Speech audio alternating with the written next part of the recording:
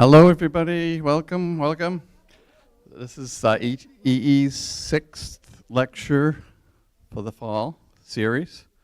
And we are delighted today to have Nick Longo from the airport. So Nick Longo graduated from Daniel Webster College with a bachelor's degree in aviation and air traffic management. Nick spent 3 years as an air traffic controller with the New York Air Route Traffic Control Center on Long Island before moving back to his roots in Vermont with his wife Sarah and 3 children. Nick currently serves as the Director of Aviation at the Patrick Leahy Burlington International Airport, Leahy BTV. So without further ado, let's please welcome Nick. What we brought together with the team, I have a couple of folks from the airport with me as well, is a little bit of background about the airport and who we are and what we're doing. Jumping right into it, when I was asked to participate in this, I reflected quite a bit on not just the airport, but kind of the stories and the events and even my story behind where I came from and what this airport, where this airport is going. When I really started looking into it, I'm a self-proclaimed amateur genealogist, and I love looking at my family tree, and I love diving into the details and collecting the actual documentation for my family. And I think the same way about the airport as well. There's so much history behind this airport that's been here for 100 years, but if I can, I'd like to share just a little bit about my background beyond what David shared as well. And I kind of had I almost want to call it a cliche vision of what I wanted to do when I was growing up. And that was, it was aviation, but it was the extreme of aviation. I wanted to be an astronaut. And I did everything I could to try to do that. You know, I'm 5 years old, 8 years old, have no idea what aviation really meant. But that really sparked my interest as I moved with my family up and down the East Coast a little bit into what career paths were available in aviation.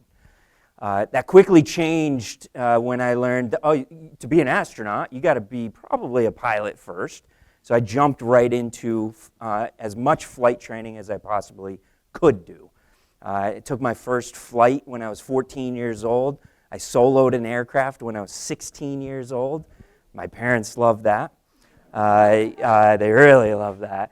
I got my pilot's license when I was 17 years old, and at Daniel Webster College, as quickly as I possibly could when I went to school. That's when my parents really liked it, because then I was renting planes on their dime and flying around New England by myself with my friends, going to Maine, having cheeseburgers up in central Maine, Norwalk Airport with my college roommate's family. My college roommate happened to be coming tomorrow and visiting with me, and this was about 22 years ago, 24 years ago when I got my license. And I share that story because again, these are the stories of the airport. This one happens to be mine. But whenever I walk the halls of the airport, whenever I talk to folks, whenever I look at some of the interactions of the operations and the folks that are coming and going out of the airport, right, there's always a story. Where are they going? Where are they coming from? There's always folks that I see running through the door and hugging somebody that maybe they just got back from a deployment, or coming to visit somebody that's not feeling well, or going away to visit somebody. And so those stories are so impactful for me and really inspire and motivate me to make sure that the airport is doing the right thing as far as building, as far as growing, and as far as literally everything that we do, including some of the culture that I really, really like at the airport. This is one of my favorite quotes. I have no idea who said it, and through my career at the airport, which now has been 13 years, this kind of stuck with me quite a bit. I tell this story to some of the directors of public works in the area, they don't like it so much because I obviously compare it to roads versus runways.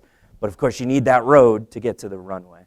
But it's a true statement, right? We have a runway that's over a mile, and you really can go just about anywhere. You can connect just about anywhere.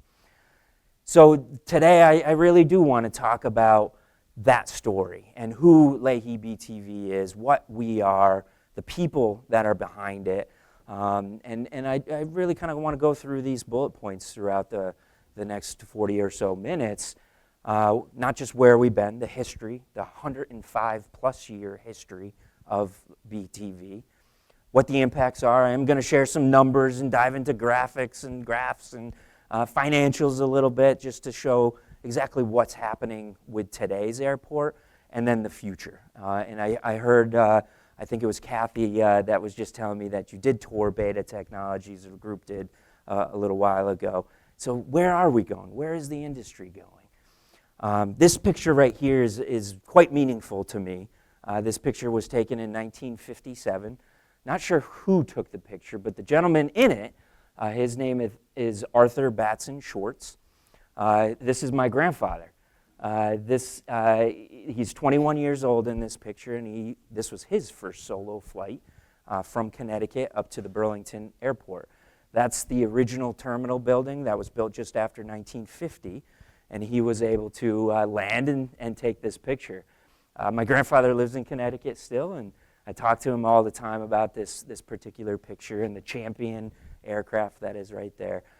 But it's pretty spectacular to look at this and look at the story and the lineage of the building and the person and the people. That face of the building still exists today, and I drive by it most days when I'm at work and reflect, of course, on this one. And when I talk about my story, it's also much further back. It's multi-generational. Even for me, it's beyond even my grandfather. My second great-grandfather was actually in the aviation pioneering age, 1913, and he built one of the first floating aircraft in the world. That was down in Georgia. Never flew. But if you think about that, 1913, maybe I'll quiz everybody if they knew exactly when the first aircraft actually flew. It was 10 years prior to that, 1913. So it was December 17th, 1903. And that, of course, was the Wilbur brothers down in North Carolina. So seeing that impact and seeing what I'm, what I have the privilege and honor to serve, even though I never knew that was going to happen, I never knew I was going to make my way up here after working in Long Island as an air traffic controller in what arguably is the busiest airspace in the country, to managing this airport, which is a personal and a pretty impactful story for me. So who is Leahy BTV? Who are we? There's all these technical terms, and we have acronyms through the wazoo on the aviation field. BTV obviously is one of them, but I'm going to try to keep it as no acronyms and kind of high level, bird's eye view, if you will. Small hub airport, that's our classification. That's what the FAA, the Federal Aviation Administration, classifies us. Right now we're looking at 1.5 million passengers in and out of that brick building that you saw in the previous slide. That brick building, of course, has changed over the years, and I'm going to show exactly where and how it's going to change even in the next decade or so. But what's really interesting, 1.5 million passengers, right, commercial airline passengers, we still have the classification of the second busiest airport in New England. And that's from the number of operations, not passengers, but the number of operations, landings and takeoffs. Second busiest airport in New England. The only other busier airport in New England is Boston Logan. And if you really think about that, this 1,000-acre picture, 2 runways, lots of expansion and changes and all sorts of things over the years that have contributed to these numbers, the number of takeoffs and landings are the second busiest. Manchester, Providence, Portland, Maine, outside of New England, Albany. That's huge. And sometimes times 2 of those numbers. And it creates that story of not just our tenants that we have. Beta Technology is one of our tenants that leases land on that 1,000-acre property. Vermont Flight Academy, the Vermont National Guard, both Army and Air Force, right? These are all the branches and the stories of aviation careers and the inspiration that is happening right now behind creating what the next generation of the airport is going to look like. This is a really fascinating one. It's a little skippy on the zoom, but it really shows that picture of changes, not quite 100 years compared to these 2 images. And many of these are from the University of Vermont. But these are overlapped images on top of each other. And you can start seeing that initially on the bottom slide where you can see Williston Road. And as we grow and expand, that airport starts really lengthening. It started with, and actually the next slide, maybe not. But it started with the 1920s, right? It started with a cornfield that was in pretty much that 1937 image. But 17 years prior, a cornfield a couple miles from the city of Burlington that eventually looked like this. And I know exactly where this picture is located only because there's something even older in that picture, and that's that cemetery that's in that dark square right in the middle. And that cemetery is right off of the Airport Drive, right off the corner of Williston Road. Williston Road is right here, and the Airport Drive is right there. So you don't see much of a runway or anything like that, but you do see a white circle in that image. And that white circle was some of the initial navigational aids that were installed at the airport to identify, one, that it's an airport, it's safe to land, and then eventually they provided some weather information and wind socks and things like that. But it's still a field. It's a grass field. 1920 is when that originated. And then in the 30s, lots of things started happening, right? 1920, this is 17 years after the Wright brothers. This is a few years after my second great-grandfather tried to fly a plane. And this is when the additional inspiration, Amelia Earhart visits the Burlington Airport. The commercial service really started to take off at BTV. Not so much passengers originally, but mail and cargo. And then in the late 1930s, now we're starting to see passengers, 13,000 a year, using grass strips and what would eventually be larger. Is this the next one or the 1940s one? Yeah.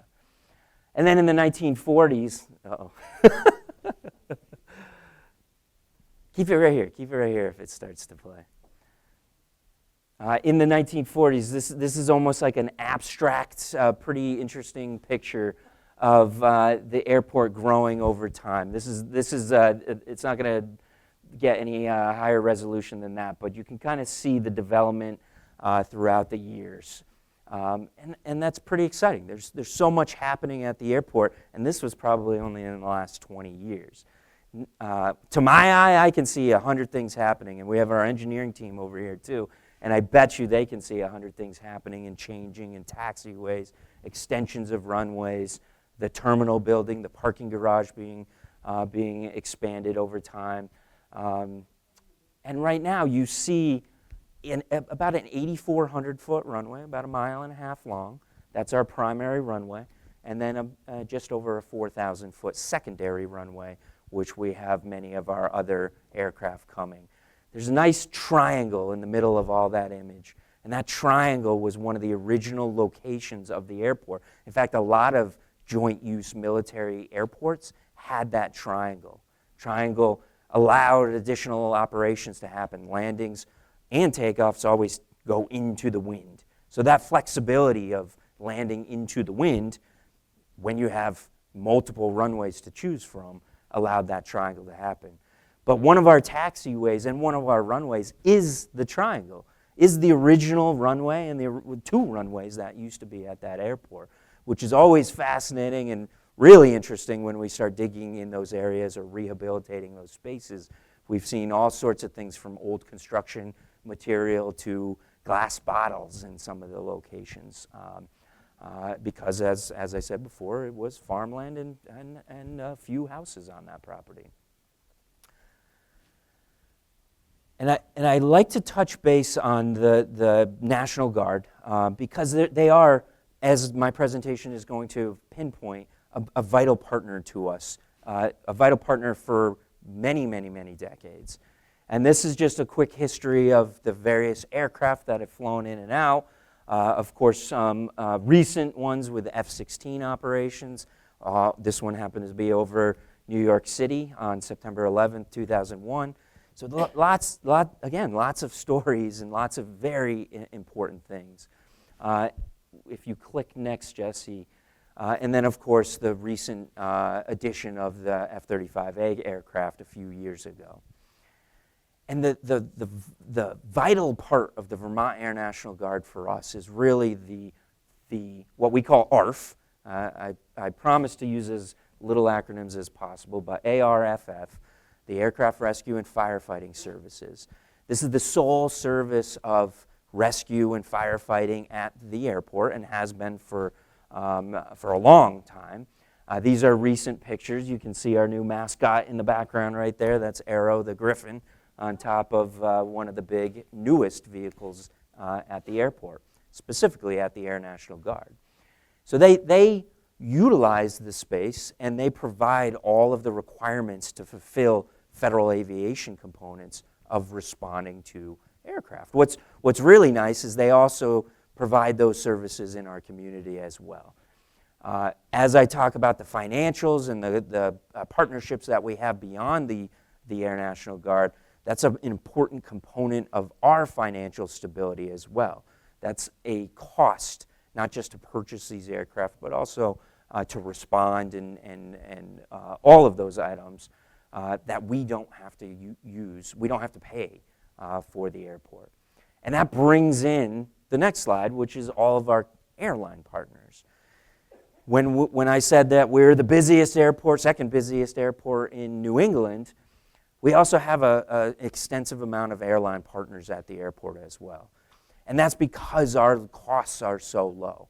We manage things very, very closely. We have great partnerships. We expand those partnerships. Again, Beta Technology is our most recent tenant. And that allows the legacy carriers, Delta, United, and American Airlines, those are the big three legacy carriers in the United States, as I'm sure you know, to really operate and expand their services and maintain their services at the airport. And then we have new carriers, some called ultra low-cost carriers or low-cost carriers in the industry, Sun Country, Frontier, and Breeze, that supplement those services. Again, going back to stories, though, there's so much history in BTV that even this slide talks about, specifically with American Airlines. Ed Kolodny is an amazing partner in the industry, and maybe some of you know or know of him. But he started a small airline as well in the area, and he started growing that airline, which eventually he renamed to U.S. Airways, and eventually that was sold and merged with American Airlines. And that community partnership is from a person that grew up in the Burlington area. So there's so many connections with aviation in our space that's pretty fascinating to talk about. Those airlines then provide our opportunities for growth and hopefully for you to experience a flight to all of these destinations. We work really, really hard to make sure we hit as many destinations as we can, as many destinations as the airlines can support and sustain on a long-term basis as well. Those costs are a major driving factor for them. We, of course, want to fill the aircraft as much as we can to make sure the airlines continue those services, but maintaining those costs are really important. Maintaining them so that we can continue growing, like the title says, to the most destinations that we can possibly have. Not everything works out. Maybe it doesn't shock you, but I've received emails and phone calls and conversations throughout the terminal of going to specific destinations that works for maybe that one story, right? Places like towns in Kansas that I've never heard of. We can't quite do that, but we can connect to those locations that can connect to the smaller hubs. And we're no different on the opposite side, right? We are a small hub, as I mentioned, and we want to make sure that on the way back and on the way to visit the state of Vermont or Burlington and South Burlington and all over Vermont, we want to make sure that we have those connections through those major hubs as well. Of course, direct flights are pretty amazing as well, especially to warmer destinations. But we're more than that. We're more than just the airlines. Airlines are an important partner to us, and those costs, as I mentioned, are really, really vital to making sure that they sustain their operation. But we need to supplement those costs. We need to make sure we are 100% sustainable. We don't tax any community around here. The taxes come from the airline tickets, and those go through that major fund in the government. But as much as we can supplement that funding, that non-airline revenue is what we call it, the better we can be, the better we can maintain our surfaces, increase our terminal capacity, and work with partners like this. I believe this is the hangar that the group toured as well. This is the Beta hangar that was recently built a few years ago. And those partnerships provide those revenue sources for us, ground leases and building leases. But it's, again, more than just that. It's stories that each one of these bullet points have. Aerodyne, manufacturing parts for specific aircraft. That's happening right here at the airport. Beta Technologies, of course, the forefront in some of the electrical aviation in the United States and arguably the world, I would say. Federal Express, FedEx, UPS is still at the airport as well.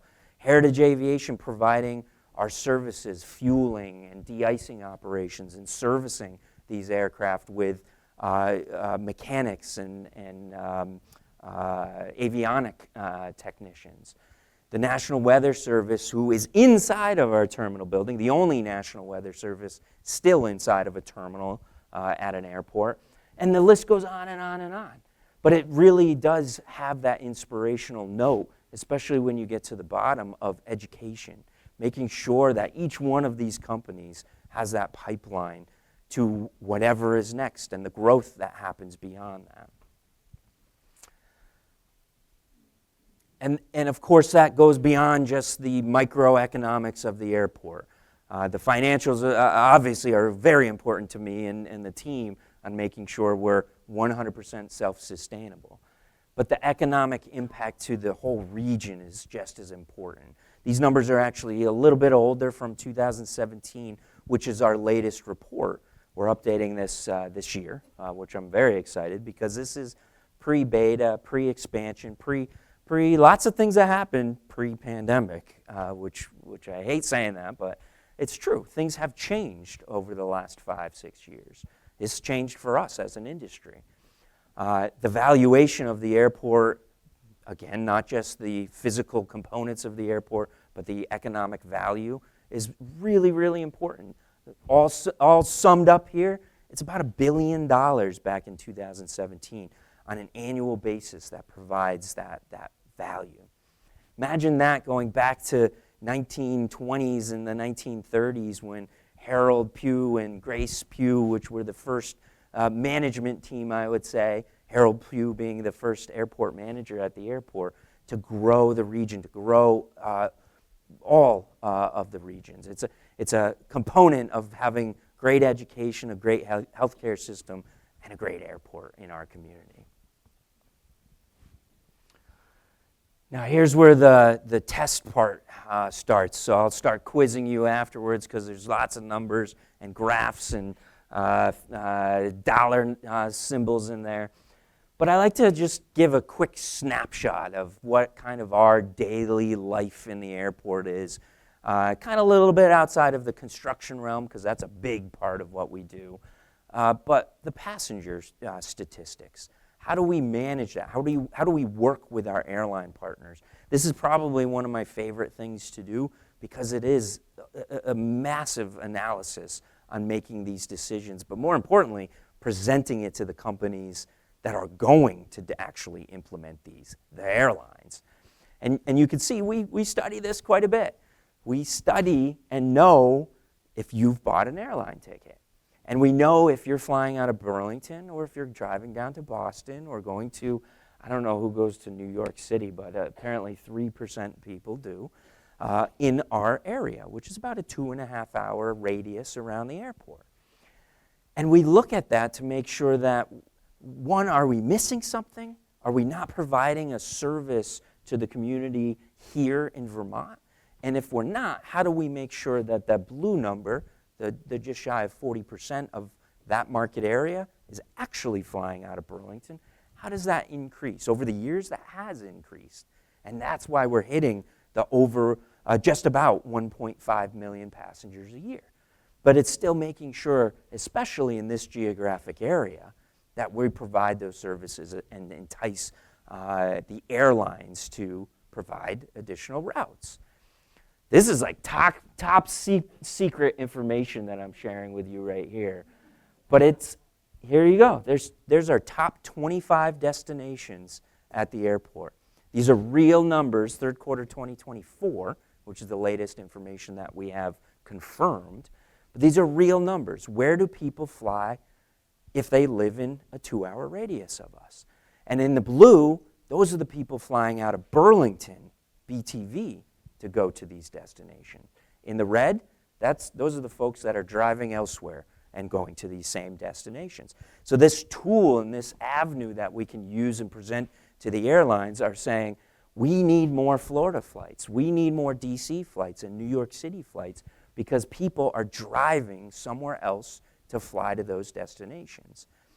Now, it's hard, right? There's competition, and it's an open market, and the airlines obviously are profitable companies. So it's hard to make sure that one airline provides that service. But we can at least tell that story and make sure that we entice an airline to continue, and rather to grow into these final destinations. And you can see we're missing some of the marks. I think the top 5, we go to the top 5. But when we look at these are actual passengers leaving the airport. We also look at the scheduled flights as well. And that schedule is just as important, not to look at the past and make decisions on what we need to do in the future, but to look at the actual future. What is scheduled at the airport? And a prime statistic that we utilize is, of course, the number of scheduled seats. How many seats? Not filled seats, but just the number of scheduled seats. Our goal is, of course, to help fill those seats and retain service and grow service. But you can see this is calendar year 2025 in the raw data right there, which is not super important, but it's calendar year 2025, which obviously hasn't completed yet. And we look at how do we capture that market and make sure people know that you can actually fly to different destinations. And then of course, the next slide shows the actual passengers, the passengers that are in those seats, the passengers that purchase that actual seat for the aircraft. The orange line, the bright orange line, where you can see the seasonality and the statistics behind, the ups and downs. October being a real peak for us. In fact, the last 6 days, we've hit more than 6,000 passengers in and out a day out of the airport, a day. I mean, Leafs, right? Come to Vermont. Like, people fly up here to come and see the beauty of the state. And that's indicative of our rental car sales as well, because they fly and they of course, drive to wherever they need to go. And all of this, the airlines, again, are our primary component of what we do, why we build runways, why we make sure it's safe, why our team is there 24/7 inspecting the runways, inspecting our area, making sure the paint, every single paint that you see out on that runway and taxiway is within compliance, which generally is in about a centimeter of where it actually needs to go. If it's not, we're going to repaint it, we're going to redo it. And those important factors are really critical, of course, to the safety of the industry and the making sure the stories continue, right? But also important to make sure we have the capacity to increase when those numbers of passengers grow. Our airline terminal renovations, of course, through the years have expanded. We've gone through the 1950s when the first terminal, the brick terminal that you see today, or at least inside of our building, it's still there. That was built in the 1950s. It was expanded again in the 80s, expanded again in the 2000s, and even early 2000s with some components. But in 2020, we really realized with all of this happening and the ebbs and flows and the seasonalities and the airline industry changing as well with people actually going to flight school and becoming a pilot, that has decreased over the years. So the airlines have shifted that as well. They said, well, we're flying these smaller planes, which in the 2000s was, and before, was very common. Smaller planes, maybe 30 seats, 50 seats on an individual aircraft. Well, if you fly a small plane, but you have the demand, you're not going to fly one small plane to BTV. You might do 3 or 4 small planes. All of a sudden, you need 3 or 4 crews to manage those operations, right? If you have a pilot shortage or shortage of mechanics to operate on those aircraft, that's a real problem. And that we've seen that over the last 20 years with the industry changing and the industry changing into the future. Well, what do? You take one 50-seat aircraft and you turn it into a 200-seat aircraft. And that's what's happening with the industry right now. Now you have one aircraft, maybe a few flights a day, which sometimes contradicts what we're trying to do. We want more flights a day. But now the airlines can say, one, I can be profitable, but 2, I can run a single aircraft with more seats on it with one crew. And that alleviates the pressure points. The problem with that is airports over 100 years didn't design for that. We weren't ready for that. So that 30, 50 passenger aircraft is now going into a 30, 50 passenger seating area in our terminal. You bring in a 200-seat aircraft, that doesn't work anymore. And if any of you have flown recently, you probably see areas in our terminal that are really tight, really congested. 2020, we started a new terminal renovation project, a large-scale phase that's going to take us 10 to 15 years. We opened our brand new project most recently a few years ago. We call this the Terminal Integration Project, and it really did integrate these old areas of the airport that no longer could hold the passenger capacity. One of those components, as you can see in the background, is our security checkpoint. After 2001, everything changed with aviation security, and because of September 11th, of course. These new, I like to call them jet engines because they look like jet engines to me. I don't know why I have jet engines on my mind when I'm walking around the airport, but these are brand new pieces of technology to really make sure that the women and men that are stationed there, which is the Transportation Security Administration, have those components ready. Well, they didn't fit in our old areas, and they weren't fast enough to process the amount of passengers that we have today. Integration. We pulled our security checkpoints together. We made one consolidated area and opened up this brand new space. And here's the team that's there. Larry's in there. Larry's in the back right there, and he's in this picture. And of course, you might recognize some other faces in there with Senator Leahy that helped secure a lot of the funding to actually accomplish this. That was opened a few years ago. It's been operational. It's very smooth. It made our checkpoint wait times on average from 40 minutes, on average 40 minutes to get through the checkpoint, to 4. And now our average time to go through 5 new lanes is a major component, right? You don't want to run late. Even though we advertise, get to the airport 2 hours early, another secret, you probably don't need 2 hours early. But I like you to come too early, or 2 hours early, buy some coffee, drop off your rental car, grab a beer if you're in the afternoon, right? Those are that non-airline revenue sources that we like to make sure that we're self-sustainable. And then after this is, maybe some of you have seen a little bit of construction happening at the airport these days. What's my time? I'm real slow here. After this is what we call the next project.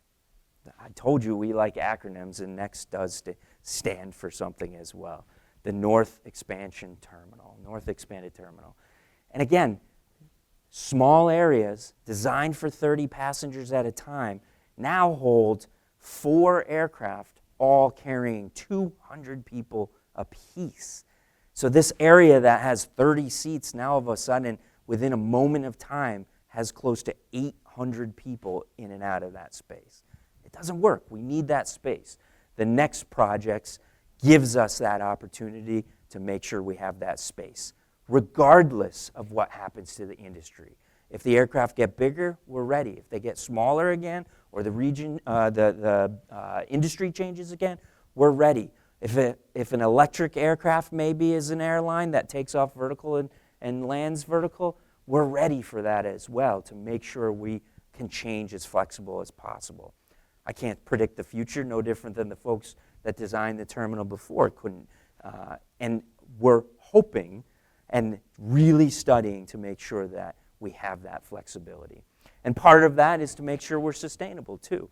This isn't just a normal steel building. This is made with mass timber, pretty much all wood. There's very little steel, especially in the second and third floors. Anybody remember the old observation tower that we used to have? Yeah. And it was a pretty amazing space. It's still open occasionally. Every now and again we have some things that we got to fix up there. Again, that was built in the 1950s. That was not the first, but one of the original air traffic control towers for the Federal Aviation Administration. That nostalgia of going up there and listening to the radio and just looking out the windows, honestly, at Camel's Hump and Mount Mansfield is absolutely spectacular. So if you go back to the last slide. So this image right here brings that back. It brings it back to you, the public. This is pre-security, so anybody can go there. This will be on the 3rd floor of the brand new terminal, and it brings that observation area back. There will be space inside, so you don't have to go out in the cold. But what's really cool is there will be an outdoor patio to this as well, that you can go out there just about any time and look at the activities of the airlines. Mass timber, geothermal is going to heat and cool this building, and then of course we're going to add solar to the rooftop outside of the patio area. Here's just some samples. This is what our 3-dimensional version looks like, and this is what it looks like today. So we're almost there. We're almost ready to open. This is actually probably the latest and greatest picture that's available right now. Jesse took this today or yesterday, and you can see how much wood that's going to be exposed. That's that mass timber. There's no steel in there. That's pure wood that's being built. Simple products, and that's part of that terminal program, making sure we have that space available to you as the traveling public. Yellow, we want to demolish. Those are the old spaces that no longer can hold the size aircraft or the amount of passengers. And then the pink areas are what we're going to be building. Pink on the right-hand side of the image, that's what that image was before. That's what we're going to open in the spring of next year.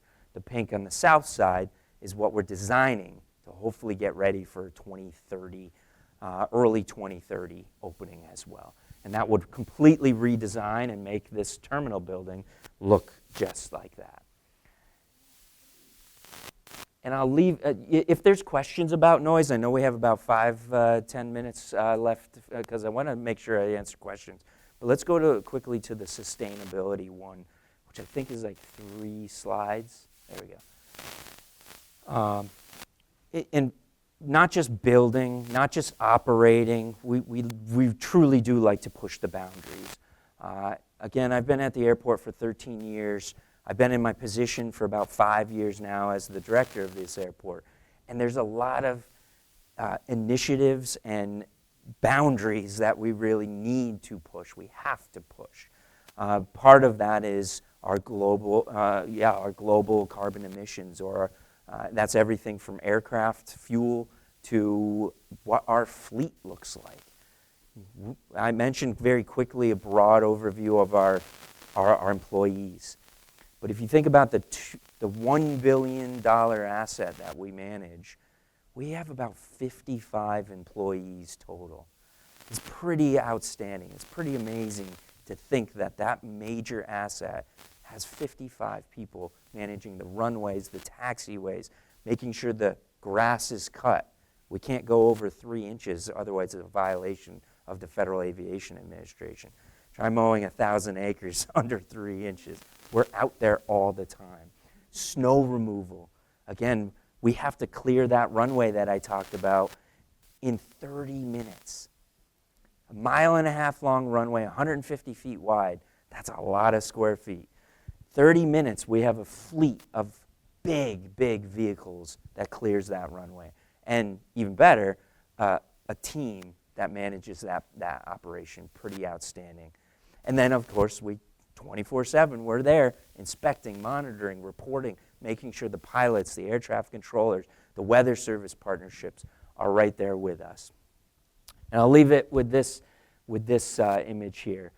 Making sure our collaboration with the community, making sure the collaboration with our partners like Beta Technologies, making sure our initiatives and our boundaries are pushed by transitioning our normal fuel-powered fleet to an electric fleet. These both are electric vehicles, right? The Beta aircraft. This is our Ford aircraft, which is actually right outside in the parking lot. And we get to charge it on one of the Beta chargers because of the compatibility and the relationship that we've built with Beta. And that's the story. That's the story of the airport, my story, of course, fitting in there. But that's also the story that each one of us have. I guarantee you, each one of you have a different story specific to the airport as well. And so that information and that responsibility is huge. But leaving and flying into the sunset, I like that kind of cheesy ending, is really what we do, is we manage people, we manage property, and we want to make sure that we're doing the right thing from a sustainability standpoint all the way to building for the future. Thank you.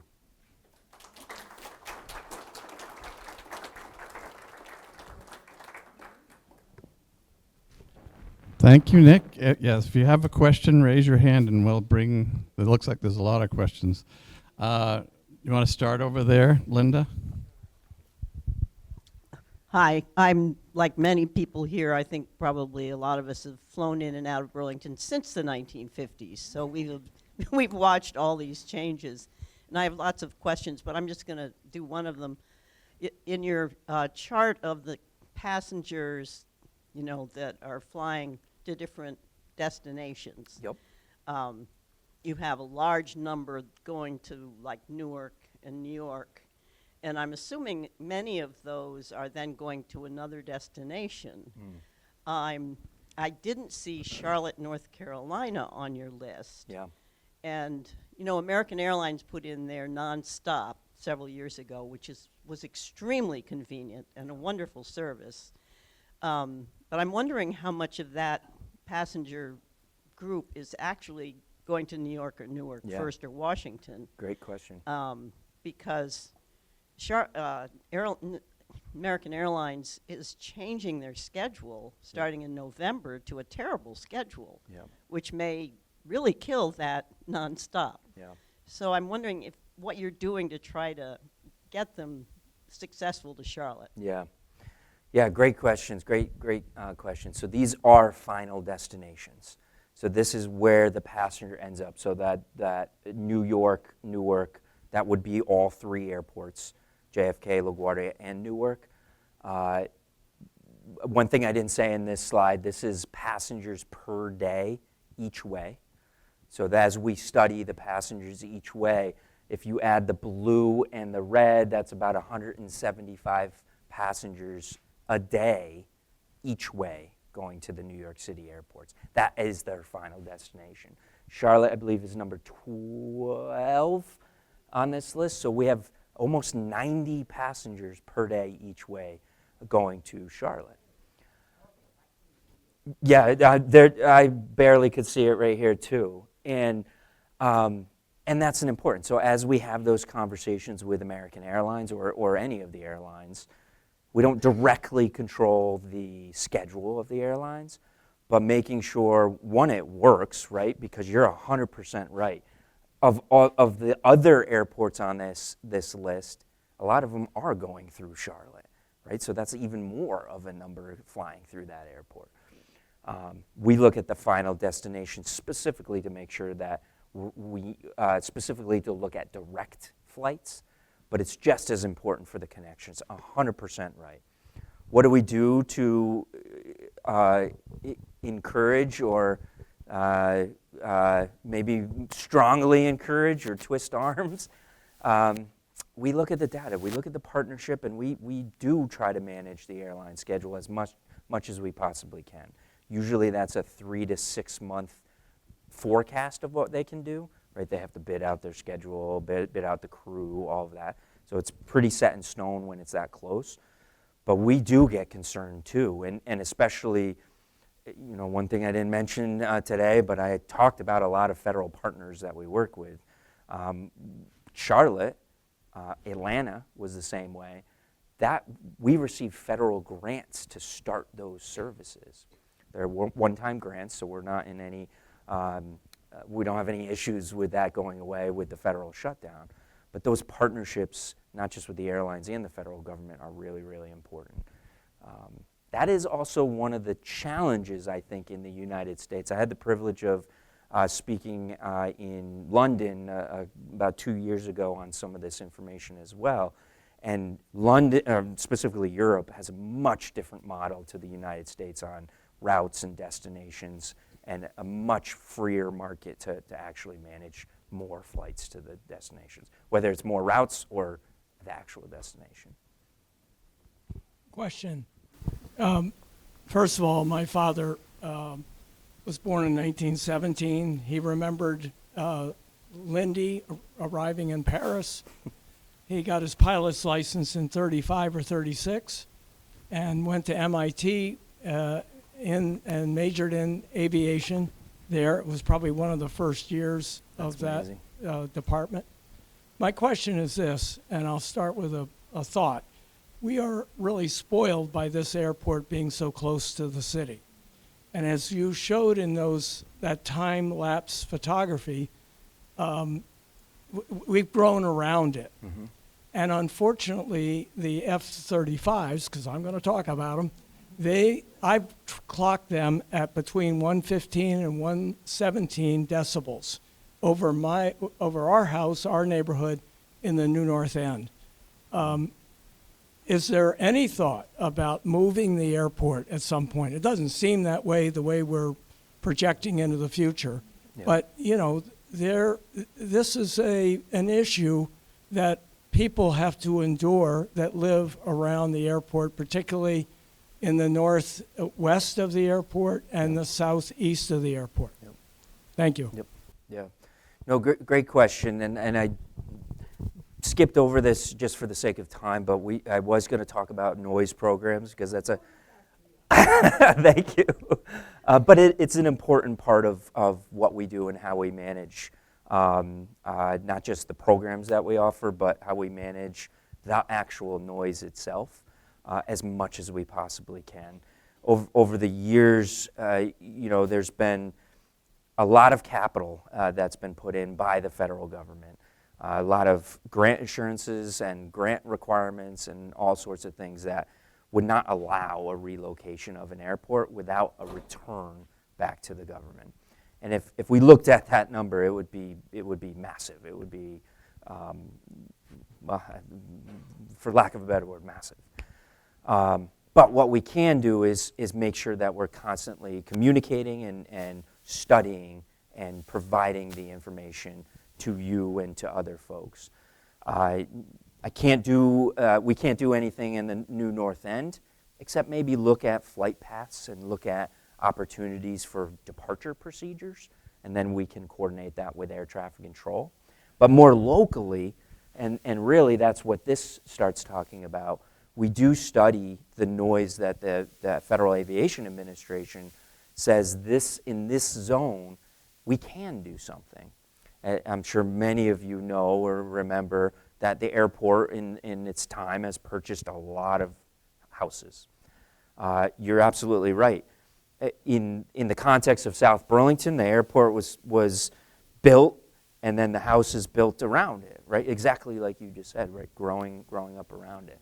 But providing these opportunities so that we no longer purchase houses, because as you can imagine, politically that was extremely tough.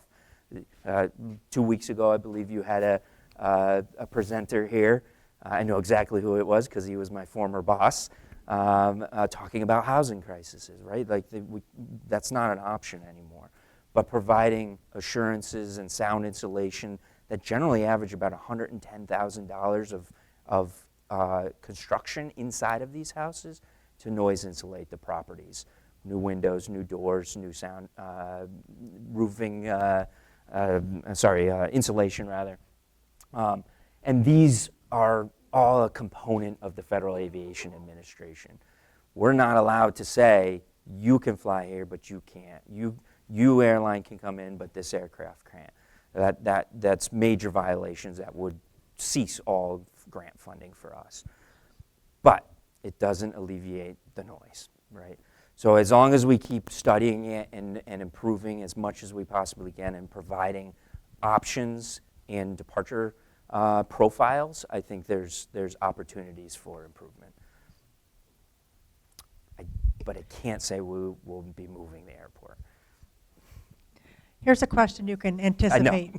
Transportation Secretary Sean Duffy recently stated that approximately 10% of air traffic controllers nationwide are calling in sick during the shutdown as a protest, warning those who persist could be fired. Can you comment on the current safety status of flights in Burlington in light of these staffing challenges? Yeah. Is it still safe to fly given the increased workload, mental stress, and fatigue reported among controllers during the shutdown? Yeah, great question. Yes, it is still safe to fly. I have a soft spot in my heart for air traffic controls, right? That's my background. I know many of them in the facility here. I partnered with some to purchase an aircraft so that we could fly. Right here in Burlington today, I can say there's no shortage. There's no staffing shortage. But if this lasts a long time, I don't know what's going to happen. I had people need to make personal decisions on their financial situation, and I don't know what's going to happen. So we're monitoring it extremely close.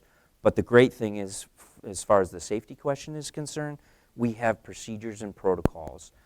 Whether it's a technical outage or a staffing shortage, we call that ATC 0. We have processes in place to make sure that we can still manage the airport, or in the worst case scenarios, close. We're not going to close, but we're 100% safe. And same thing with TSA. They are staffed, they are ready, but the paychecks are coming in a couple of weeks, or supposed to be coming, and things might change. What are the chances that we'll get JetBlue back? Oh, the JetBlue question. I know I talk a lot, but I love to tell a story, and I'm going to tell another one. 2 weeks ago, I was out in Salt Lake City. I met with an amazing person. His name was David Nealman.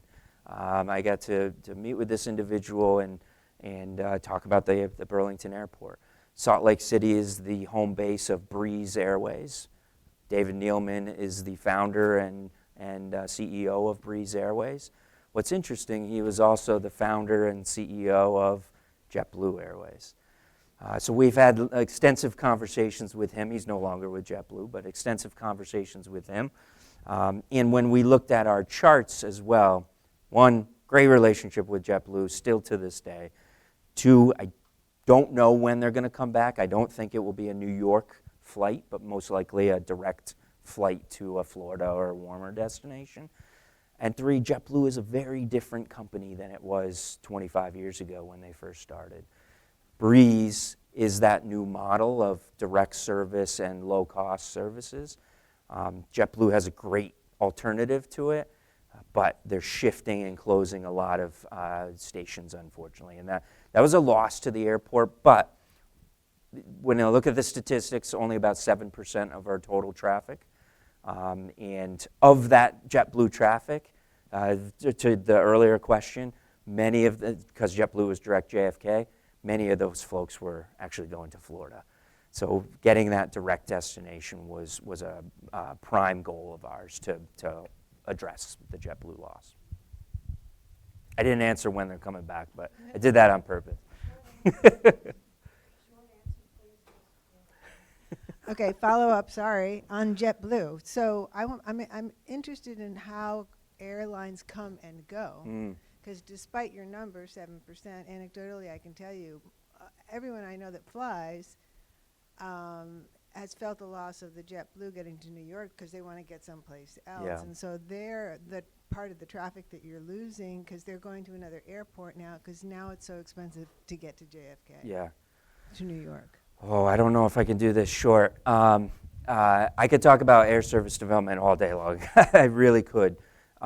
New York, lots of issues in New York. Air traffic shortages, not including the government shutdown, constraints with the capacity down there.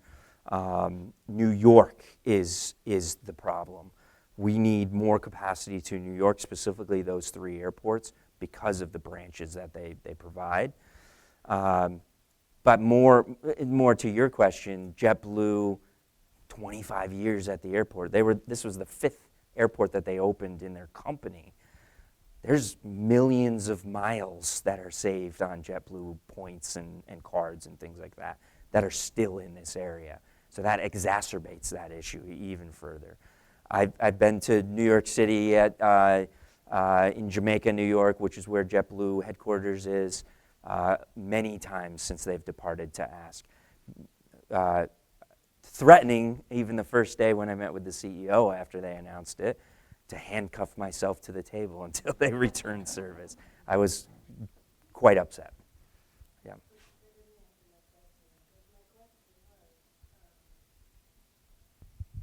Sorry. What's the process of an airline coming or going? Yeah, that's a really complicated answer. Data obviously is a big part of that.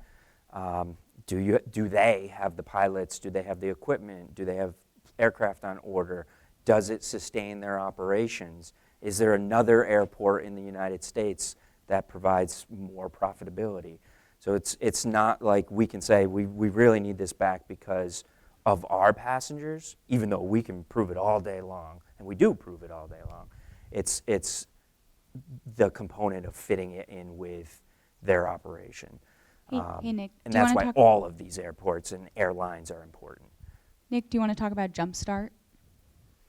Yeah. So both airline headquarters as well as a conference that I go to every year, which is called Jumpstart. We meet with our airline partners, our old and new partners, probably a dozen every single year and beyond, to provide additional opportunities. This is a never-ending conversation that we have.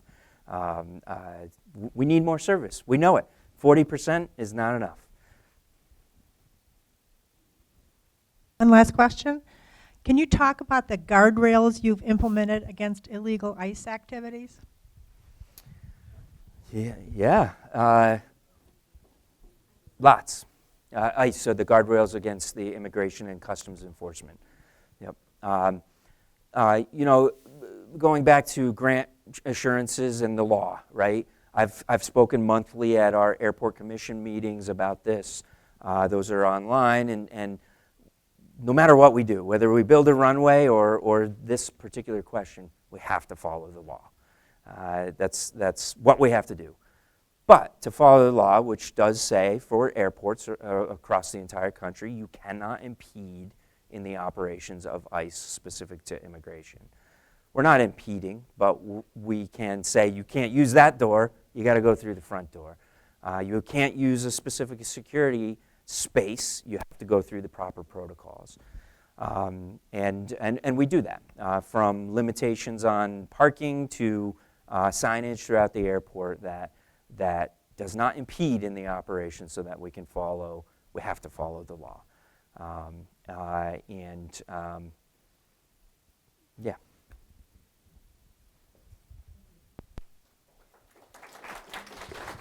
Thank you very much, Nick.